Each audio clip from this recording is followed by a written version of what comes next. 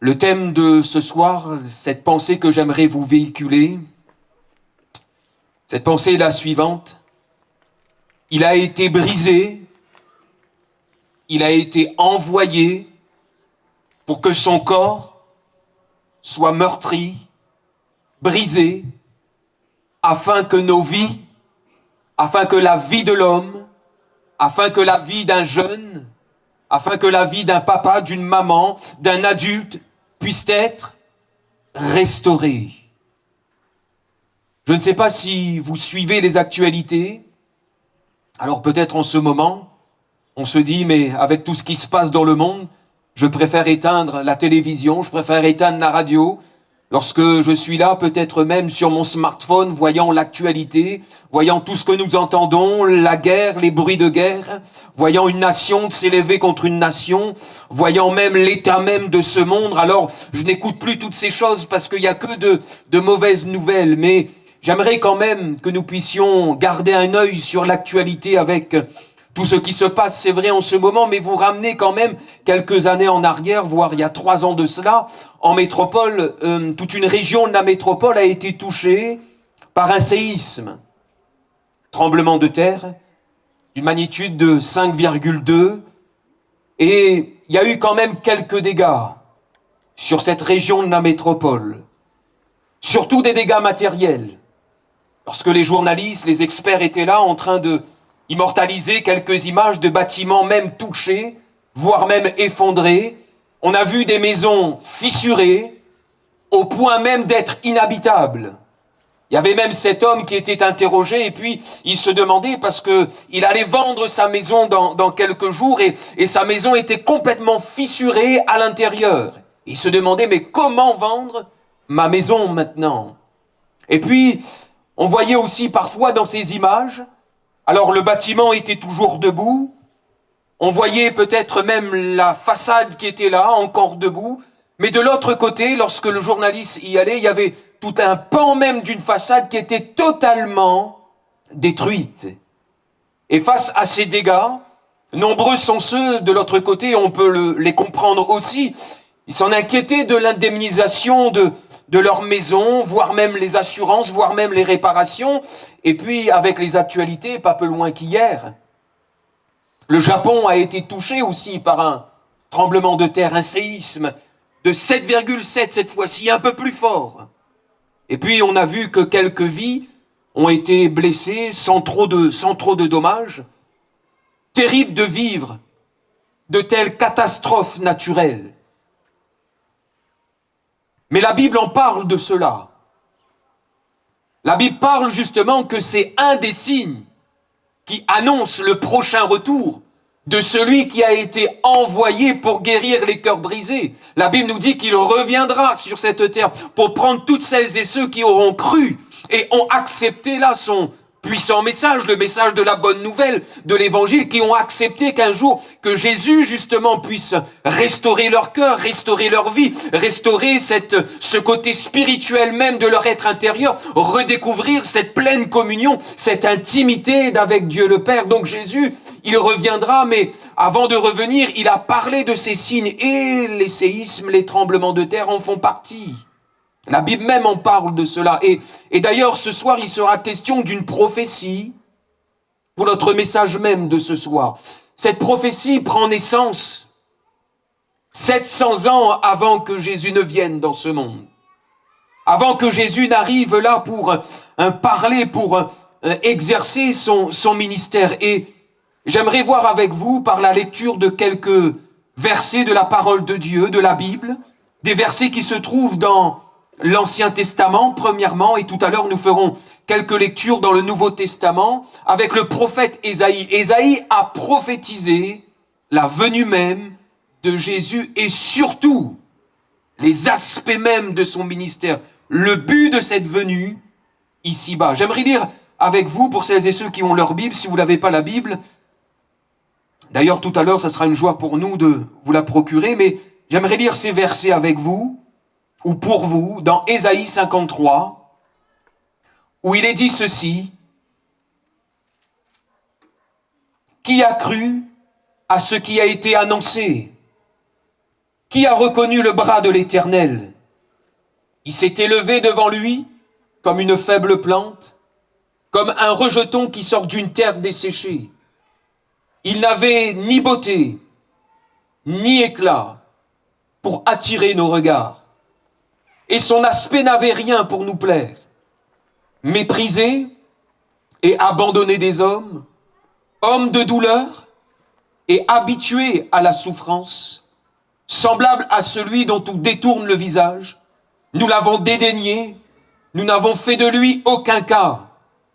Cependant, ce sont nos souffrances qu'il a portées, c'est de nos douleurs qu'il s'est chargé, et nous l'avons considéré comme puni, frappé de Dieu et humilié.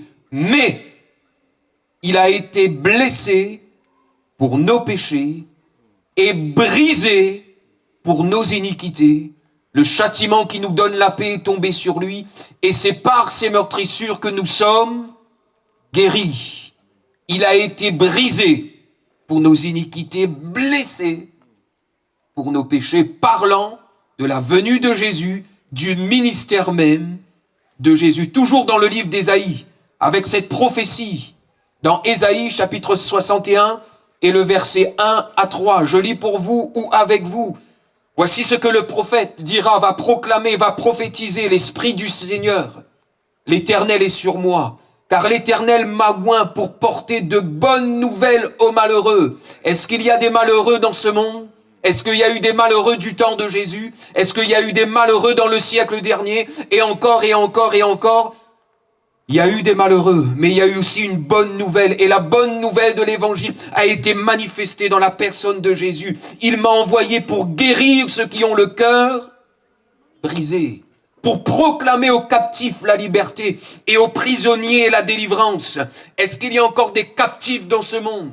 Alors on peut parler peut-être, oui, de ceux qui sont là, peut-être avec des liens, mais aujourd'hui, cette persécution, cette forme même d'emprisonnement n'est plus trop d'actualité dans notre monde. Mais combien sont ceux qui sont captifs spirituellement, qui sont comme liés dans leur cœur, liés avec telle ou telle addiction, liés et se retrouvent même privés de liberté? Est-ce qu'il y a encore des captifs aujourd'hui? Oui, mais Jésus est venu pour proclamer la liberté aux captifs, aux prisonniers, la délivrance, pour publier une année de grâce de l'Éternel et un jour de vengeance, de notre Dieu, pour consoler tous les affligés, pour accorder aux affligés de Sion.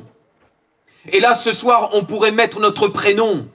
Ce soir, on pourrait même mettre le nom de ce village dans lequel nous sommes, les Macs, pour accorder aux affligés des Macs, de Saint-Louis, de la Rivière, de Sillaos, de tous ces habitants-là qui sont autour de nous, de la Réunion, pour donner un diadème au lieu de la cendre, une huile de joie au lieu du deuil, un vêtement de louange au lieu d'un esprit abattu, afin qu'on les appelle les térébintes de la justice, une plantation de l'Éternel pour servir à sa gloire. Dernière lecture dans le livre d'Ésaïe.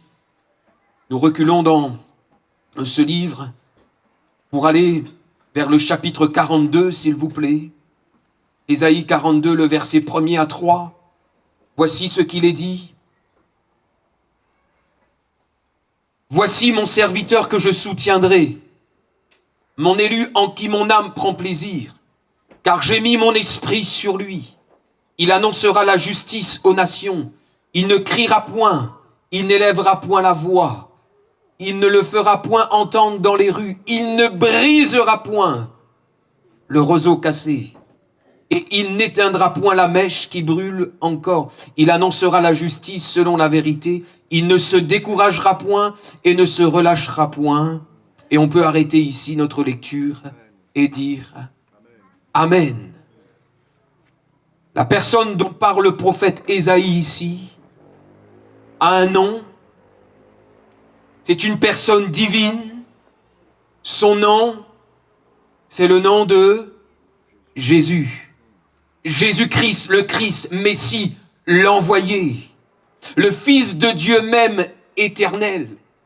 C'est une parole prophétique, oui, 700 ans avant la venue de Jésus, au bien des siècles avant cette soirée même d'évangélisation de ce soir. Mais, frères et sœurs, amis, habitants des Macs, toujours d'actualité. Si simplement tu voudrais placer toute ta confiance dans cette parole qui est prêchée ce soir. Qu'a-t-il annoncé le prophète Ésaïe? Qu'a-t-il vu là dans son ministère, dans sa génération? Alors qu'il vivait des temps compliqués, alors qu'il vivait dans une société, entre guillemets aussi, très compliquée, il verra, il va prophétiser, il va voir le relèvement d'Israël, le peuple même de Dieu, il verra ces choses et il verra aussi la venue, d'une manière prophétique, la venue du Messie et aussi les bienfaits de son ministère. Nous lisons ensemble cette fois-ci, 700 ans après la prophétie annoncée. Après les paroles du prophète Ésaïe. Et là, nous allons maintenant dans la deuxième partie de la Bible, plus connue sous le Nouveau Testament. Et j'aimerais faire la lecture pour vous ou avec vous dans Matthieu, chapitre 12, le verset 5 à 21, s'il vous plaît. Matthieu, chapitre 12, le verset 15 jusqu'au verset 21. Une grande foule le suivit, il est question de Jésus. Il guérit tous les malades et leur recommanda sévèrement de ne pas le faire connaître. Il y a un but derrière cela, afin que s'accomplisse ce qui avait été annoncé par qui? Par Ésaïe, le prophète. Voici mon serviteur que j'ai choisi, mon bien-aimé en qui mon âme prend plaisir. Je mettrai mon esprit sur lui. Il annoncera la justice aux nations. Il ne contestera point, il ne criera point, et personne n'entendra sa voix dans les rues. Il ne brisera point le roseau cassé, il n'éteindra point le lumignon qui fume, jusqu'à ce qu'il ait fait triompher la justice. Et les nations espéreront en son nom. Dernière lecture, Luc chapitre 4, et le verset 16. Les questions là des grandes lignes du ministère même de Jésus, le contenu même de son ministère. Luc chapitre 4, le verset 16, il se rendit à Nazareth où il avait été élevé, et selon sa coutume, il entra dans la synagogue le jour du sabbat. Il se leva pour faire la lecture, et on lui remit le livre du prophète Ésaïe. L'ayant déroulé, il trouva l'endroit où il était écrit: l'Esprit du Seigneur est sur moi, parce qu'il m'a oint pour annoncer une bonne nouvelle aux pauvres. Il m'a envoyé pour guérir ceux qui ont le cœur brisé, pour proclamer aux captifs la délivrance et aux aveugles le recouvrement de la vue, pour renvoyer libres les opprimés, pour publier une année de grâce du Seigneur. Amen. Chers amis, frères et sœurs, je ne sais pas si vous avez été attentifs à ces lectures, nombreuses c'est vrai, mais j'ai essayé, à un moment donné dans ces lectures, d'accentuer ma voix sur un mot que compose le thème de cette campagne d'évangélisation, le thème même pour nous ce soir, lorsqu'il était question de ce mot « briser ». Briser qui signifie, dans ces lectures que nous avons pu faire, casser en morceaux, fracasser. Il est question de rompre. Il est question aussi dans cette définition d'écraser. Les tremblements de terre, les séismes peuvent endommager des bâtiments, des maisons parfois même. Et puis aussi ce qu'il y a plus dramatique, c'est que certaines personnes même peuvent perdre la vie. Et c'est tragique. Et lorsqu'on y réfléchit un petit peu à ce monde qui est là, à l'existence même de notre monde, voyant en réalité les effets même du péché dans le corps de l'homme, dans son âme, dans son esprit, voyant la puissance même du péché qui est là et qui cause bien des dommages, qui peuvent déstabiliser une vie, qui peuvent déstabiliser des foyers, qui peuvent engendrer dans des vies, dans des foyers, dans des maisons, de grands tremblements de terre, de grandes fractures. des séismes qui sont là et qui viennent parfois même comme à l'improviste, et puis tout est déstabilisé, on voit la maison même s'effondrer, on voit les fondements même qui ne tiennent plus, et tout est comme cassé. Que dire des vies fissurées aujourd'hui? Et peut-être que c'est même ton cas ce soir. Tu es présent dans ce lieu. Alors c'est sûr que peut-être physiquement, on ne voit pas les fissures sur ta vie. Peut-être même dans les maisons qui sont autour de nous, nous ne voyons pas les fissures qui sont à l'intérieur même des cœurs que compose un foyer aujourd'hui dans ce quartier d'Aimac. Cependant, la fissure est bien réelle. Peut-être même qu'il y a comme un brisement qui est là. Nombreux sont les foyers aujourd'hui qui volent en éclats, où les relations sont rompues. Il n'y a plus de communion dans le couple. Il n'y a plus de relation dans le couple entre le mari et la femme. Parce que des choses sont entrées même dans la vie de ce couple, peut-être même un manque de respect.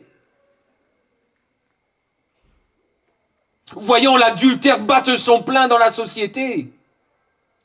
Voyons ces choses dramatiques qui sont là, et puis on n'a pas su respecter son épouse ou son époux. Nombreux sont ceux qui vivent dans le péché même de l'adultère, et qu'on le veuille ou non, dans la vie de celui même qui pratique ces choses, dans la vie même de celui qui subit les conséquences de ces choses. Il y a comme des fissures qui sont là, il y a des brisements qui sont là, les relations sont rompues. Que dire de ces maisons, de ces foyers, où il y a des hommes et des femmes, peut-être même des jeunes, sans doute des jeunes, où le rêve même est brisé. Des enfants qui ont grandi, des enfants qui sont là et qui ont été peut-être même placés parce que à un moment donné ils ont été abandonnés. À un moment donné, face au drame de l'alcool, au drame de la drogue dans la maison, à un moment donné, papa et maman ne pouvaient plus prendre soin de l'enfant, et puis l'enfant a été placé, l'enfant, il a grandi. Mais peut-être avec cette fissure qui était déjà là, placée dans une maison, et qu'il a reçu de l'amour, mais quand même vécu avec un brisement intérieur. Et puis cet enfant, il est là, mais se dit, mais mon rêve à moi, c'était de voir papa et maman ensemble. Mon rêve à moi, c'était toujours être attaché avec mon frère et ma sœur. Mais voyant qu'aujourd'hui, là, notre maison a volé en éclats, mes rêves même ont été brisés. Certainement que des rêves ont été brisés dans des vies ce soir. Tu rêvais que, tu pensais que, ça serait comme ci, ça serait comme ça. Peut-être même dans cette année 2026, tu rêvais que ça serait autrement. C'était qu'un rêve. Et tu pensais que ça allait se réaliser. Mais le rêve a été brisé, les rêves ont été brisés. Les vies, les foyers qui volent en éclats. Et ce n'est pas parce que ce soir ta vie ou ton foyer, ta maison est complètement fissuré ou brisé, que tu es là et tu te poses même les questions, mais comment réparer? Parce que le coût est énorme. Les réparations sont comme quasi inexistantes. Elles sont trop coûteuses, mais qui pourra nous aider? Qui pourra intervenir? Que dire des circonstances de la vie qui déchirent un foyer, qui déstabilisent une maison? Un fait divers. Parce qu'aujourd'hui, nombreux sont les faits divers dans ce monde. Et non seulement dans ce monde, mais même sur notre petit caillou ici à La Réunion. Nombreux sont les faits divers. Nombreux sont Ces drames qui sont là, qui touchent pareil les familles. Ce soir, le Seigneur veut intervenir dans des foyers, dans des maisons, dans des familles, et voyant même ces faits divers qui sont là, les circonstances même de la vie, les accidents même parfois qui peuvent surgir, détruire un papa, détruire une maman, les briser à l'intérieur même de leur cœur, de leur vie. Perdre un enfant dans un accident. Perdre un enfant à cause de la maladie. Être dans le deuil, être dans la souffrance. Et puis voyant la perte d'un être cher, si cher. Voyant même que le cycle de la vie, entre guillemets, n'a pas été respecté parce que normalement, ce sont les parents qui doivent partir avant. Mais là, c'est l'inverse, c'est un papa, une maman qui va mettre en terre ou qui a mis en terre une fille, une adolescente, un jeune.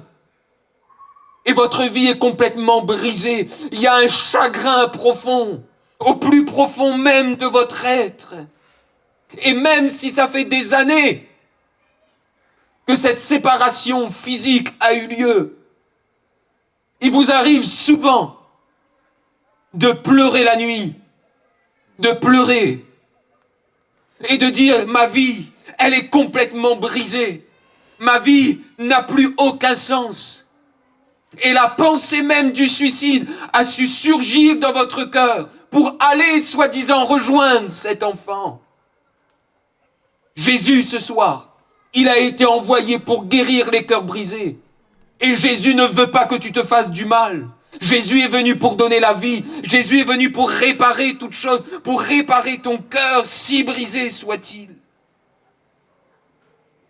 Que dire de ces phénomènes qui sont là, dans notre monde, qui brisent aussi bien des foyers, bien des maisons.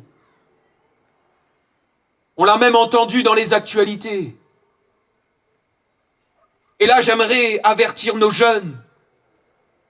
J'aimerais parler aussi et prêcher ce message aux parents, à ceux qui sont là, juste en face de moi, mais aussi dans ce quartier des Macs, dans ces maisons qui sont là. S'il vous plaît, écoutez cela.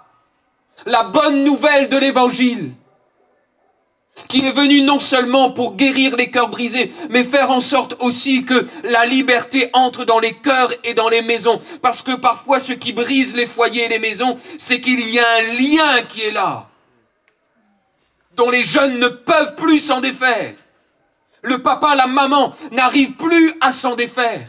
Et vivant dans ce lien, vivant dans cette addiction, vivant là dans cet attachement même spirituel qui est là, ça engendre bien des fissures, mais plus que cela, ça casse tout. Je pense à l'alcool. Aujourd'hui, on peut avoir un bon métier. Aujourd'hui, on peut avoir un bon travail. On peut avoir une jolie maison. On peut avoir une belle voiture, une certaine réussite sociale. Mais c'est beaucoup plus fort que vous. Avant de rentrer à la maison, il faut cette petite dose quand même d'alcool. Arrivé à la maison, il faut encore cette dose d'alcool. Et puis vous vivez continuellement là dans cet attachement qui est là. Le soir, il faut absolument cette dose. Combien sont ceux aussi qui sont là, pris dans les liens de l'alcool? Et c'est devenu même cette pratique qui est là. MMS. Matin, midi et... Tu connais le S, le soir. Du matin jusqu'au soir. Passant dans le centre-ville du Tampon tout à l'heure pour récupérer les enfants à l'école. Tragique de voir, même dans le centre-ville, cet homme, avec des autres personnes, assis devant un magasin, avec une bouteille de Bourbognac dans la main. On parle plus de verre ici. On parle de bouteille. Et qui buvait sa bouteille. Nombreux sont ceux qui s'assoient du matin jusqu'au soir. Et ça, je le dis dans presque tous mes messages d'évangélisation en plein air, pour qu'un plus grand nombre puisse entendre. Du matin jusqu'au soir, assis devant la petite boutique. Il n'y a plus de vie. Il n'y a plus d'espérance. De voir même cette substance qui est là, l'alcool. Et puis, il y en a bien d'autres. Nombreux sont les jeunes aujourd'hui qui sont plus que touchés que le zamal.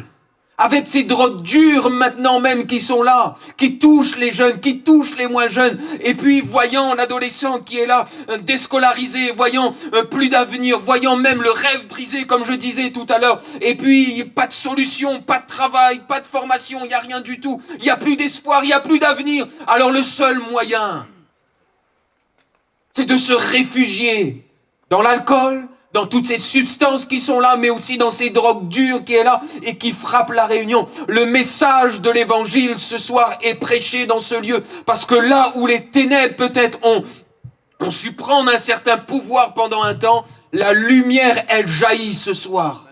Dans les cœurs, dans les vies et dans les maisons. La lumière ce soir-là de l'évangile va pénétrer même ce quartier des Macs pour qu'un plus grand nombre puisse entendre que Jésus est la solution. Il n'est pas venu pour briser, il n'est pas venu pour écraser, non. Il est venu pour guérir, il est venu pour sauver, il est venu pour délivrer ce soir, afin que tu puisses ne plus te faire du mal ou faire même du mal aux autres. Que dire des vies brisées à cause de la maladie? Vit une souffrance terrible. Aujourd'hui, on entend et on entend et on entend. Ce mot même peut-être qui te fait peur. Le cancer. Et tu meurs. Et aujourd'hui, on entend parler cela. Un tel a été touché par un cancer. L'autre a été touché par un cancer. L'autre a été touché par un cancer. Ces mauvaises nouvelles qui sont là. Vous savez, parfois, on peut juste aller au médecin, faire un petit bilan normal, puis le médecin, il vous dit pas trop grand-chose, mais il dit ça serait bien quand même d'aller un petit peu plus loin. Il vous dit pas trop les choses tout de suite. Et vous, peut-être, vous êtes là, vous dites, mais il y a quelque chose qui va pas. Et puis on vous envoie voir un spécialiste, peut-être qu'il faudra faire une image un peu plus approfondie. Et puis là, au fur et à mesure, madame, monsieur, il y a quelque chose, oui, qui ne va pas, il faut qu'on puisse faire des recherches. Et puis on commence quand même à vous y préparer, à préparer, à entendre peut-être même ce mot cancer. Et certainement que ce mot aussi a su te briser de l'intérieur. Mais Jésus, ce soir, il est venu aussi pour deux choses. Il est venu pour nous guérir moralement.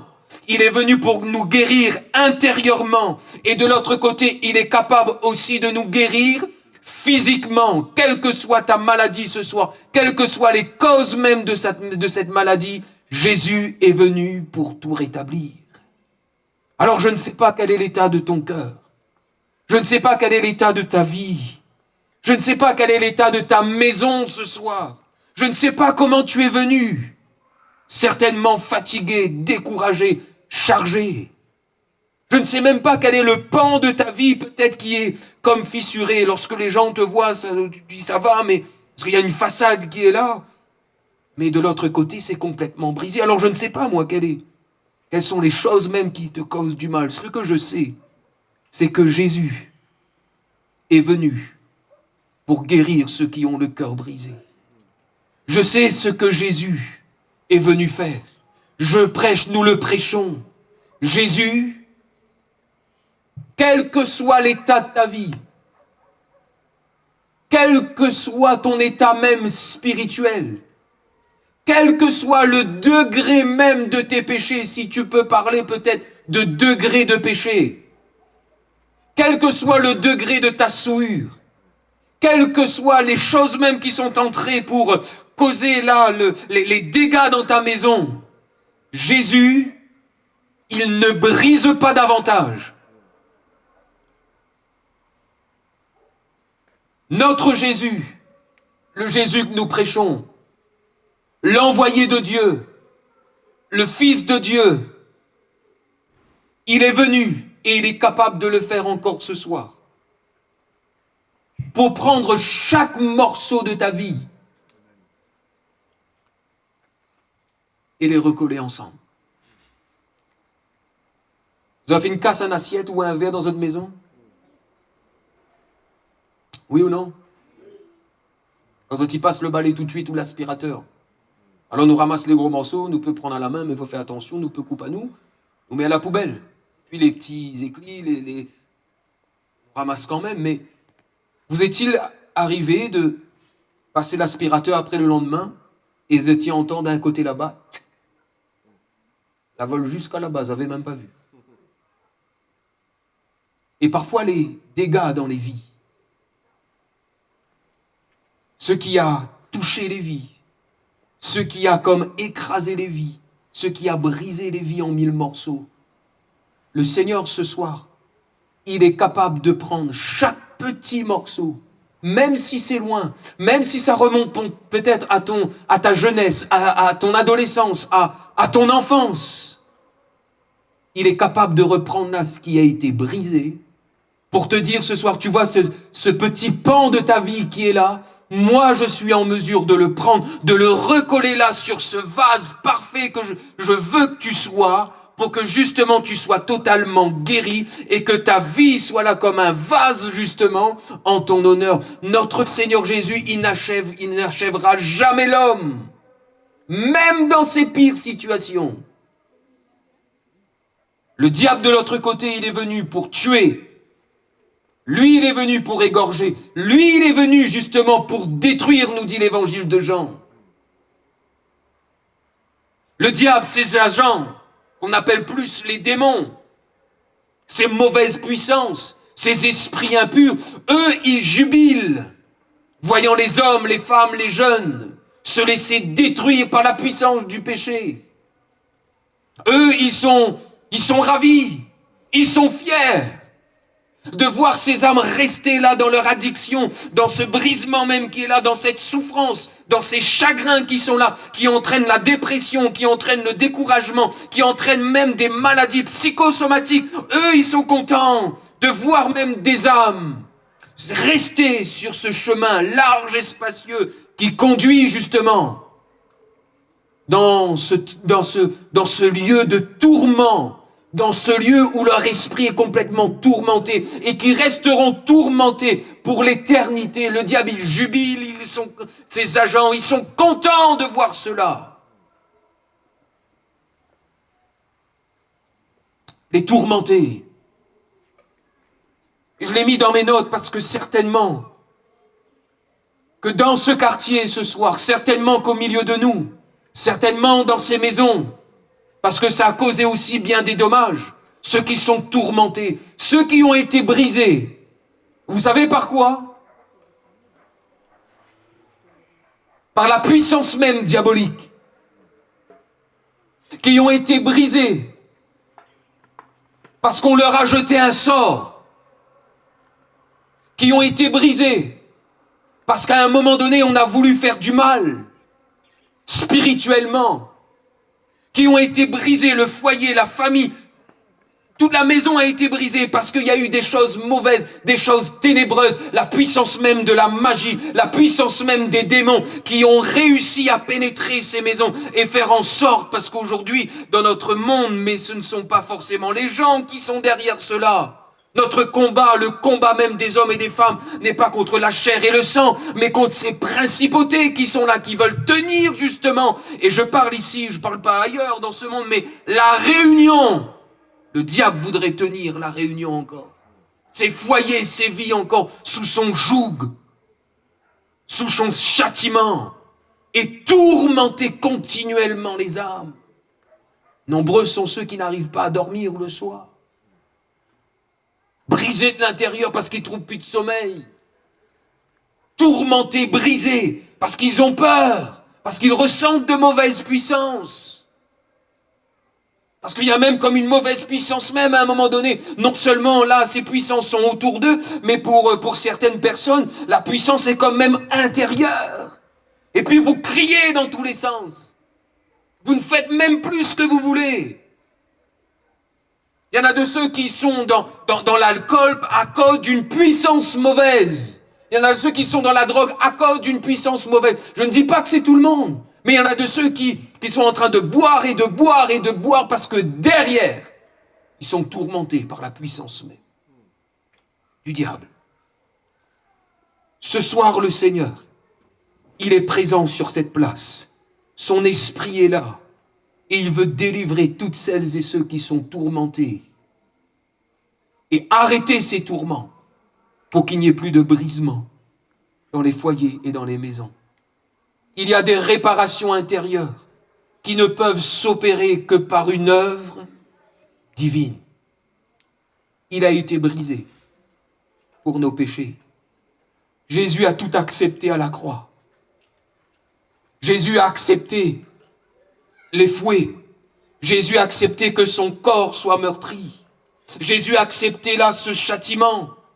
Parce qu'il fallait qu'il subisse cela. Parce que c'était la seule personne entre Dieu et les hommes. Il n'y a pas 50 000 médiateurs. Les saints ne sont pas les médiateurs entre Dieu et les hommes. Ou telle divinité. Non. Le seul médiateur entre Dieu et les hommes, c'est Jésus-Christ.